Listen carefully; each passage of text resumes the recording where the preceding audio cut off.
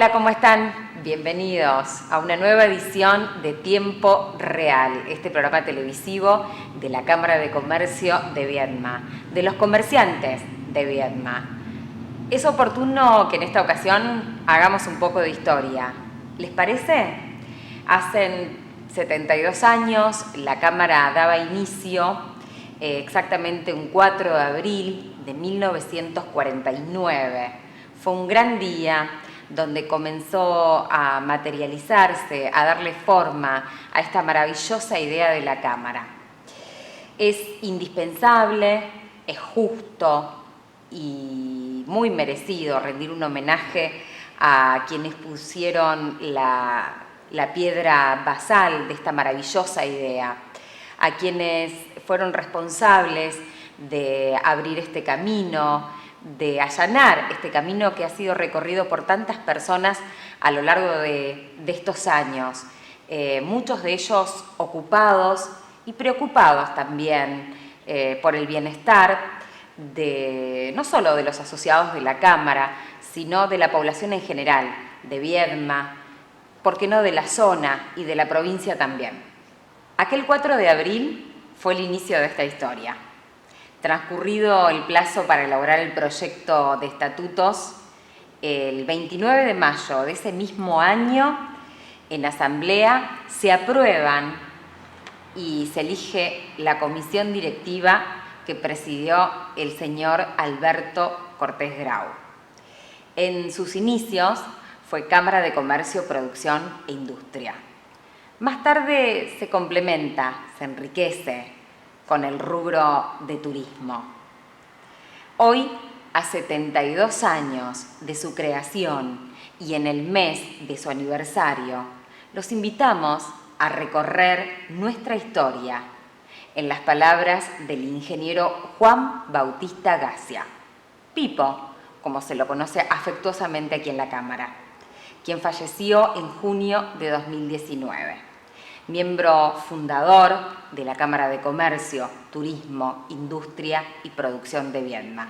Presidente de varios periodos, con enorme vocación de servicio.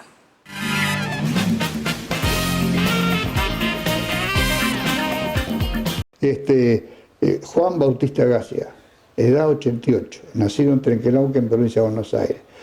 Padre Francisco Guillermo Gacia, madre Leonida Zulema Zafores.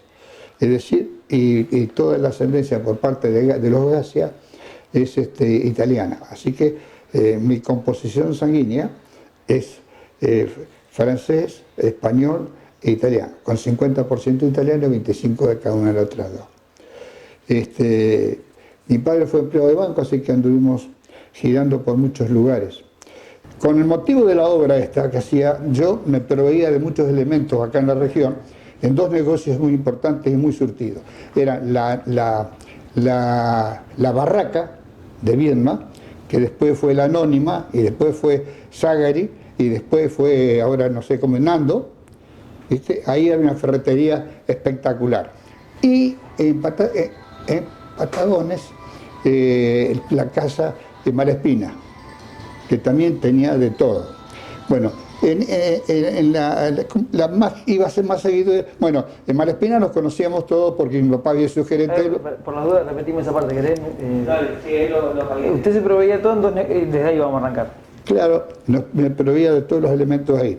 Pero cuénteme otra vez esa parte por las dudas que haya salido. Bueno, a raíz de la obra esta, yo adquiría muchos materiales de construcción para mi empresa, que eran construcciones normalizadas, no, esa se hizo después.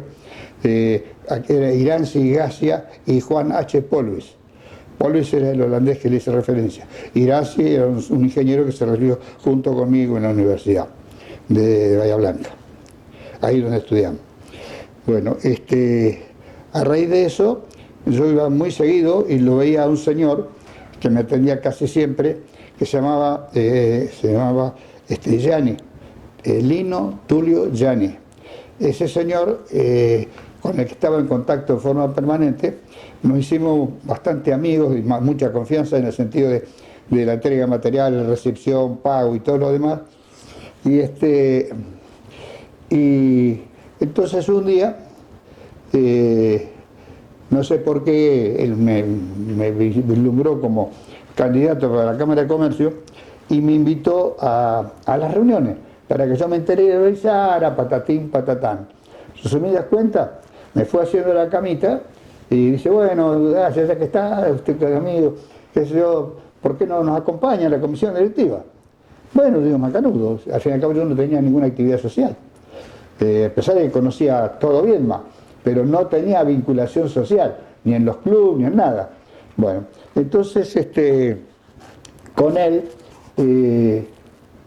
cuando me di cuenta, la lista de renovación de autoridades me hacía presidente. Y bueno, a esta altura del partido me gustaba. Yo tenía gran experiencia gremial cuando la creación de la Universidad Nacional del Sur, había actuado en el Centro de Ingenieros, en la Federación Universitaria, así que tenía el training ese de qué sé yo, de la necesidad de participar, de hacer algo, de cambiar un poco las cosas. Bueno, y así fue como arranqué como presidente de la Cámara de Comercio. Tener un organismo representativo, ¿no es cierto?, que no sea un comerciante, ni dos, es un organismo representativo en lo que se entendió que estaba la globalidad de los comerciantes para defender sus propios derechos. Y ante cualquier avasallamiento por alguna injusticia, alguna infección o eso, plantear la correspondiente. Esa fue la base. Después la Cámara de su inicio siempre estuvo luchando por los impuestos municipales, los provinciales, pero eso fue una cuestión de rutina, ¿no? Y la fecha de consolidación, que hoy es la fecha de aniversario de la Cámara... es la fecha de fundación de la Cámara. Y el acta de la Cámara, hay una copia en la Secretaría de la Cámara de Comercio. Fíjate vos que hay una cuestión que es novedosa y resulta graciosa al final. Los dos socios que firman el acta de fundación, viste que es el presidente, secretario y dos socios para firmar el acta. Bueno, son Casela, sepulturero de Viedma, y Melluso, sepulturero de Patagonia.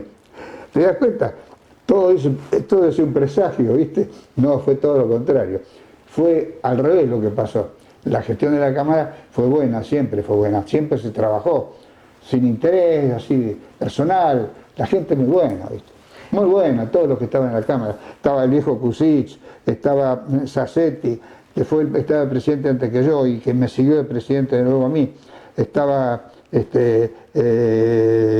Miguel Ángel Ayarra, estaba, qué sé yo, me voy a olvidar, pero por eso es lo que quería haber escrito para no tener que olvidarme del nombre de nadie. Pero bueno.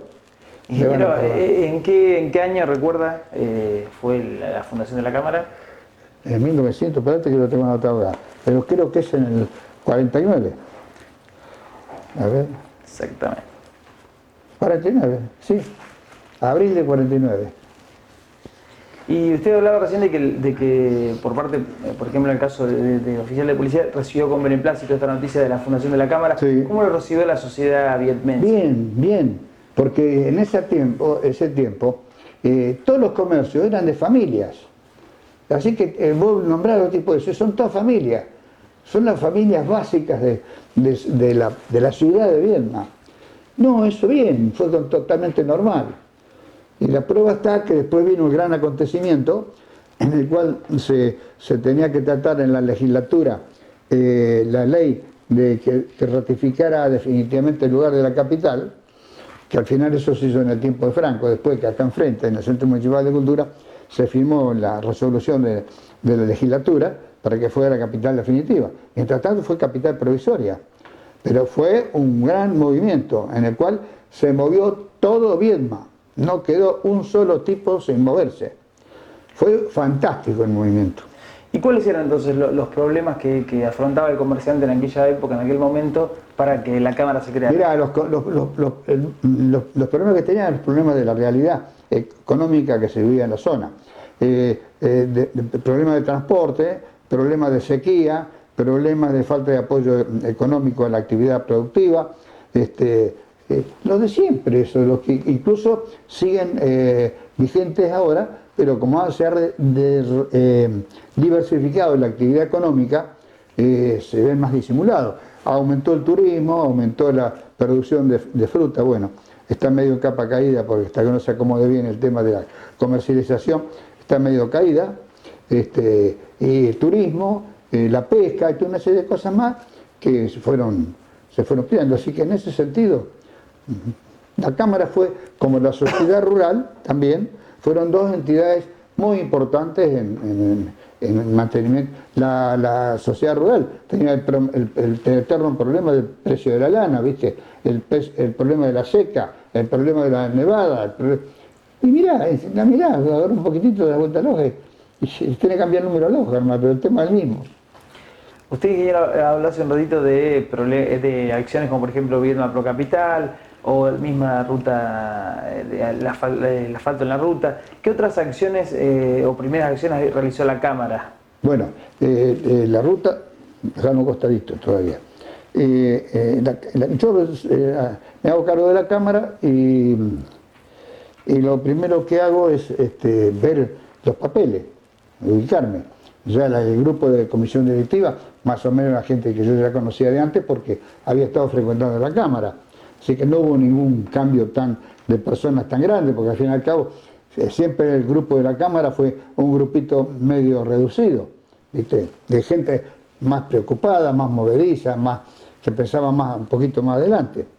Pero perdóname, repetimos un poquito la... Sí, ¿cuáles fueron las primeras acciones de la Cámara cuando se creó? Bueno, cuando se creó, la más importante de todas que yo conozco fue la de la campaña Pro Capital, Viedma Capital, que fue una cosa realmente trascendente. ¿En qué consistió?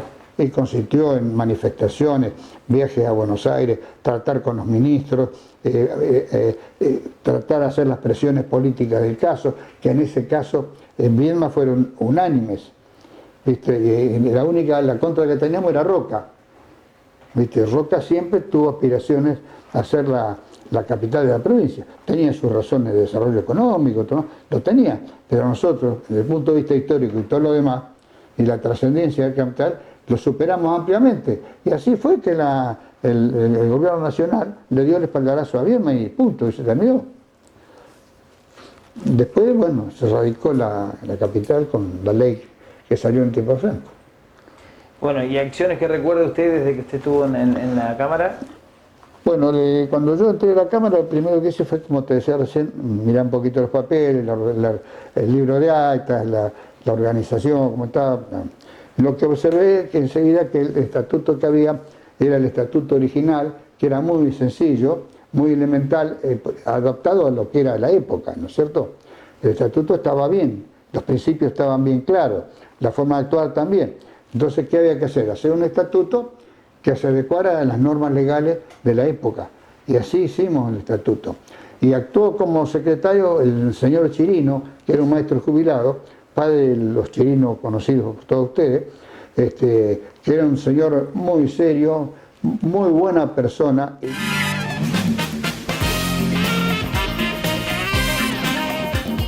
Continuamos en tiempo real en este programa especial por el 72 aniversario de la Cámara de Comercio. Vamos a ver otro fragmento de la entrevista que se realizó en 2019 al ingeniero Bautista Gacia Pipo, una linda entrevista en donde este ícono de nuestra institución brindó conceptos muy claros sobre la importancia de la Cámara para sus asociados. Vamos a escucharlo.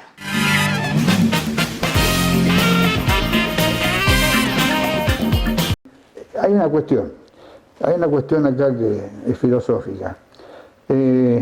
Las cámaras significan una integración horizontal de la sociedad.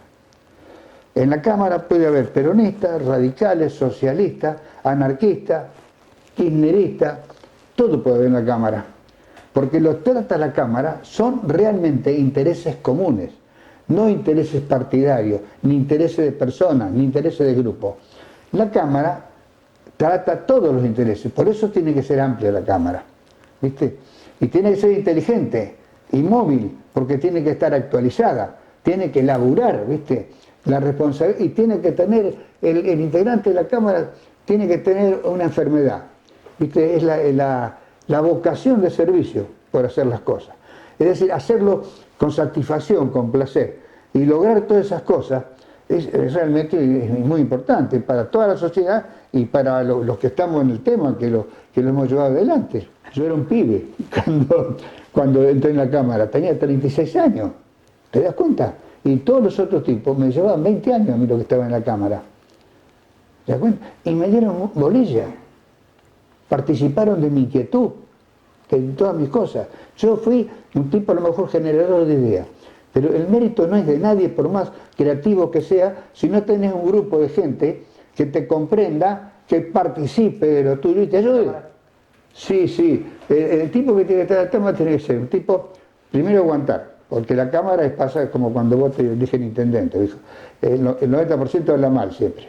¿Viste? ¿Por qué? Porque todos pretenden que le solucionen los problemas. Y el tema es no pretender que uno le solucione los problemas, que uno los ayude y que ellos te ayuden para poder solucionar los problemas en conjunto.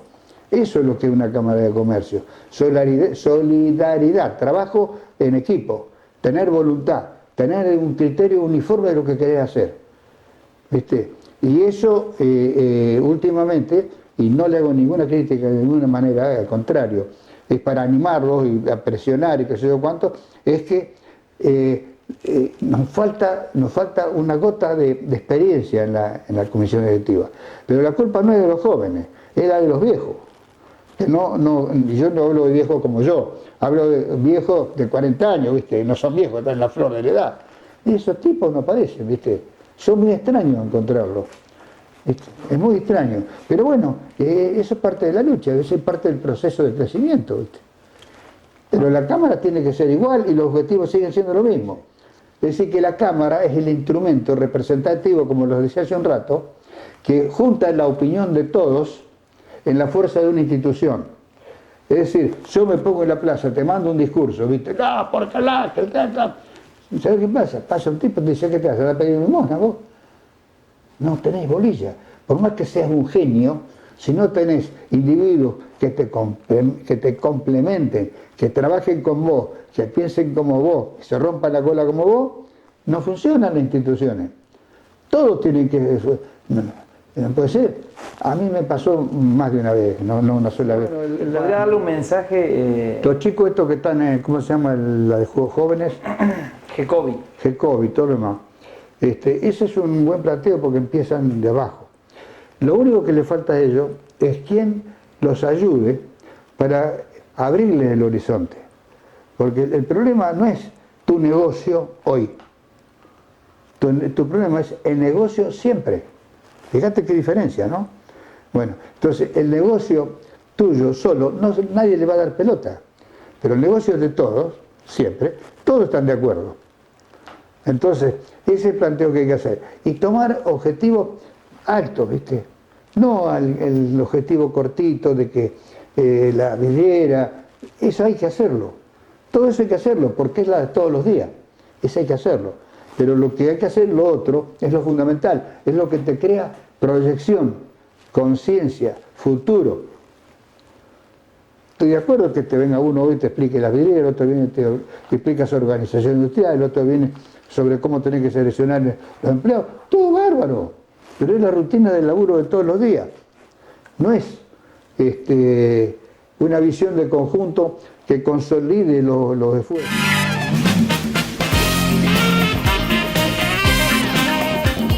Escuchábamos a Pipo Gacia, un ícono de la Cámara del Comercio. Hacemos una breve pausa y seguimos en tiempo real.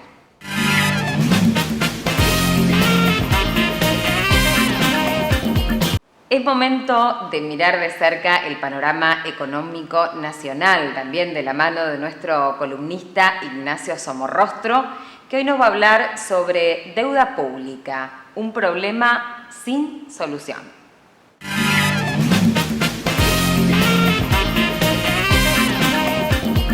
Gracias, Valeria. Bueno, bienvenidos a todos a esta columna de macroeconomía nacional.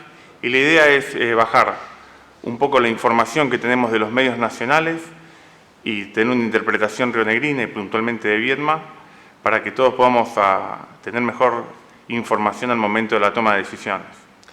Agradezco también a la Cámara de Comercio que nos invita a participar, a distintos profesionales, en el caso mío, para que podamos poder comunicarnos con la sociedad y transmitir parte de los conocimientos que tenemos. En esta primera columna, la idea un poco es dar un panorama nacional de los desafíos que se enfrenta el Gobierno nacional y básicamente todo el pueblo argentino que estamos embarcados en esta difícil situación disparada por distintas circunstancias. En cuanto al análisis básico del panorama nacional, podemos tomar distintos aspectos, como por ejemplo el desempleo, la pobreza, la inflación. Son todas palabras que las estamos escuchando muy habitualmente en todos los medios nacionales. En el último tiempo se dieron información sobre la tasa de desempleo, que está en torno al 11,2%. Este número tenemos que tener en cuenta que es básicamente la gente que está buscando trabajo y que no consigue. Porque también se conoce en paralelo que aproximadamente entre 2,5 millones a 3 millones de personas han perdido su puesto de trabajo principalmente por la cuarentena. Pero este número no se ve reflejado en el número de desempleo. La explicación básica y sencilla es que esa gente que ha quedado desocupada no está buscando trabajo. Puede ser, por un lado, por la respuesta del Estado en cuanto a los programas sociales como conocemos, y tal vez también por una especie de panorama sombrío en cuanto a la posibilidad de conseguir trabajo que desmotive a la persona a buscar trabajo. Entonces, ese número de personas que están desempleadas no se ve reflejado en el número de desempleo. Otro número que estuvo apareciendo en las últimas semanas es la inflación. La inflación es este proceso de aumento generalizado de precios, tan conocido por todos los argentinos, y lamentablemente en el último tiempo, en los últimos años, con una clara tendencia creciente. La Argentina, junto a Venezuela y unos pocos países en todo el mundo, somos los únicos países que tenemos una inflación en torno a los 2 dígitos. En el último mes, en marzo, estuvo en torno al 4% y viene siendo un promedio en este año 2021 alrededor del 11,5 al 12%, lo cual hace muy difícil cumplimiento la meta propuesta por el ministro de Economía, Guzmán, en torno al 29% para todo el periodo del 2021, expresado claramente en el presupuesto aprobado por el Congreso Nacional. Esto, para que ustedes se den una idea, daría una inflación a partir de abril en torno al 2%. Tengamos en cuenta simplemente en marzo el arrastre de la inflación mayorista, que son los precios justamente mayoristas, que son los que terminan pasando hacia el minorista, que es el que consumimos todos nosotros. En el mes de marzo fue arriba del 6%. Igualmente, cuando uno desgrega la inflación, vemos que la inflación en alimentos puntualmente está por encima de todo el resto de todas las variantes que conforman la inflación. Por último, quiero mencionar la posibilidad de crecimiento que tiene, el nivel de actividad que tiene la Argentina en esto, una tasa de crecimiento. El último informe del Fondo Monetario habla con las perspectivas que mejoraron con respecto a fines del año pasado, que la Argentina puede estar creciendo en torno al 5,4 o al 5,6% anual.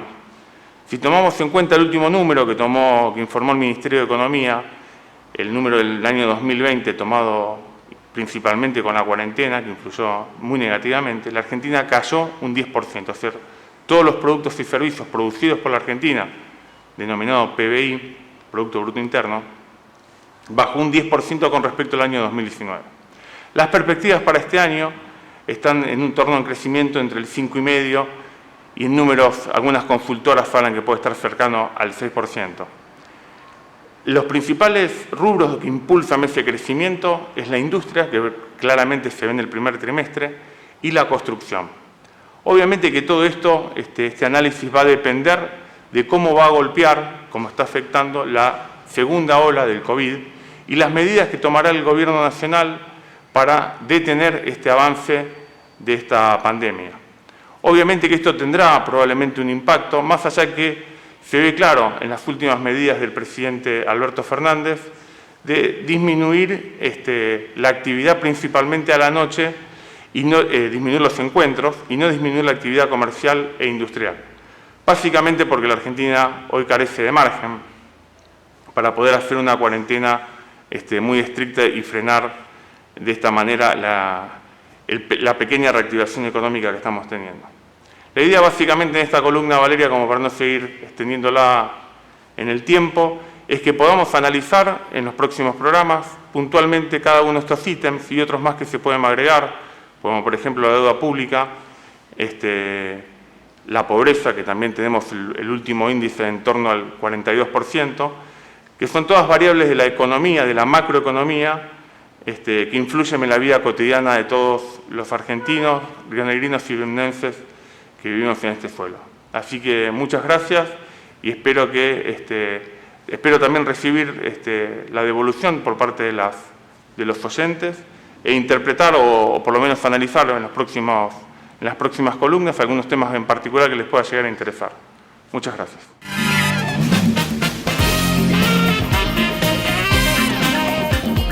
Agradecemos, por supuesto, a la Federación por su acompañamiento y por coordinar también las actividades de las diferentes cámaras de comercio de la provincia.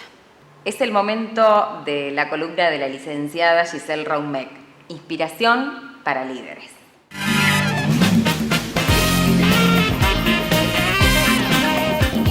Hola, ¿cómo están? Bienvenidos a este espacio que hemos denominado Inspiración para Líderes. Queremos ofrecerles desde acá un espacio creativo donde podamos compartir ideas, reflexiones, historias, algunos tips que te puedan inspirar en esta tarea tan maravillosa de liderar tus equipos de trabajo. La columna de hoy se llama Primero lo primero. ¿Y de qué se trata esto? Seguramente en tu negocio, en tu emprendimiento, has tenido la oportunidad de desarrollar habilidades para poder conducir a tu equipo, para poder llevar adelante la operatoria, para resolver algunos dilemas o negociaciones. Ahora, esto de primero lo primero implica cómo te liderás en otros aspectos, cómo llevas el ejercicio del liderazgo en tu espacio personal, en tu familia, en tus hobbies, en tu educación, en tu salud. ¿Cuánto de eso que aplicás en el trabajo lo llevas a tu vida? ¿Por qué primero lo primero? Porque por ahí había escuchado algo así como esto del líder tiene que ver con la autoridad. Y autoridad me lleva a la palabra autor, a ser autor de nuestra propia vida. Entonces, liderarnos a nosotros mismos lo quiero traer para compartírtelo como una de las primeras cualidades para poder desarrollar un liderazgo efectivo. ¿Cómo podemos mirar esta capacidad de autoliderarnos? Podemos mirarla desde distintos aspectos. Te comparto 3. En primer lugar, el autoconocimiento. ¿Cuánto te conoces en profundidad? ¿Cuánto conoces tus respuestas habituales? ¿Cuánto conoces tu forma de escuchar? ¿Cuánto conoces en tu propia realidad cómo llevas adelante tus valores, tus creencias? La autoconfianza. ¿Cómo estás plantado frente a los desafíos de tu vida, independientemente del aspecto laboral? ¿Cuánta credibilidad tenés en vos mismo para llevar adelante ese desafío? Y también en tu autoeficacia o tu autoeficiencia, la posibilidad de que puedas plantearte objetivos y que realmente los lleves adelante. Vamos a centrarnos en la primera y lo vamos a hacer con la mirada que nos propone Stephen Covey en su famoso libro de los 7 hábitos de la gente altamente efectiva. ¿Para qué? Para registrarnos, para mirar cómo lo estamos haciendo, para encontrar dónde podemos ir un poquito más allá para poder dar lo mejor de nosotros al liderar. En primer lugar, ¿reactivo o proactivo? Lo que nos propone Covey es que para poder liderar de manera efectiva, en principio, nuestra vida, el paradigma de fondo que nos invita a usar es el de protagonista. Que puedas realmente protagonizar tus decisiones. ¿Cuánta autoridad le das al afuera? ¿Estás más pensando en las quejas y en los problemas o estás pensando más en las soluciones? En el segundo hábito, plantearte una visión. Todo lo que hagas, indistintamente en el plano personal, en lo familiar, en tu salud, en tu educación, ¿para qué lo haces? Plantéate una visión y plantea con eso la posibilidad de darle un hilo conductor a tus acciones. Otra de los hábitos que nos plantea Covey tiene que ver con este pensamiento de ganar, ganar. ¿Qué significa esto? Que en tus acciones cotidianas la buena salud de las relaciones implica que el beneficio sea mutuo, que haya un ganar-ganar para las dos partes, porque creemos que hay suficiente para todos, por el simple hecho de alegrarnos por lo que a otros les pasa. Otro de los hábitos que nos marca Covey es priorizar. Y esto es fundamental para un líder en la capacidad de hacerlo para su propia vida. ¿Qué significa? Poder dar orden y prioridad a las cosas que haces todos los días. ¿O sos de los que hacen listas interminables y después no pueden tachar ninguna? ¿No podés ordenar esas prioridades? ¿Le das algún sentido? ¿Le asignás tiempo? ¿Cómo lo gestionás? Otro de los hábitos de Covey es, primero, procuro comprender y después ser comprendido.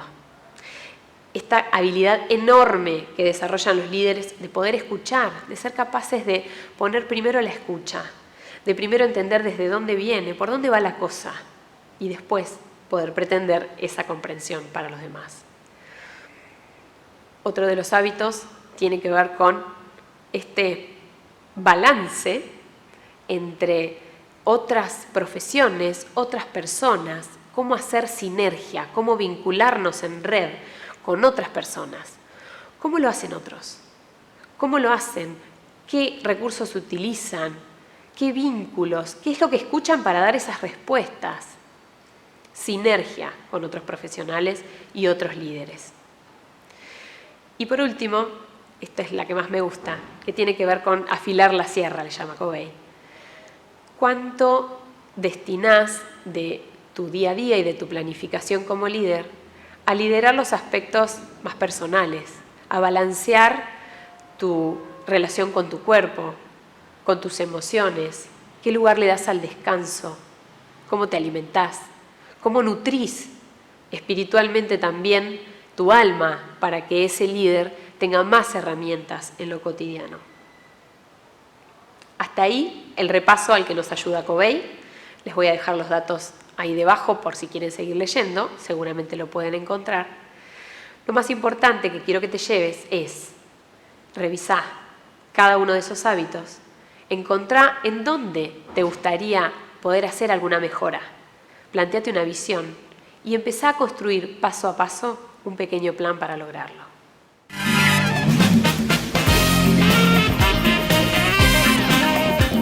Muchas gracias, Giselle Roumek, por toda la información.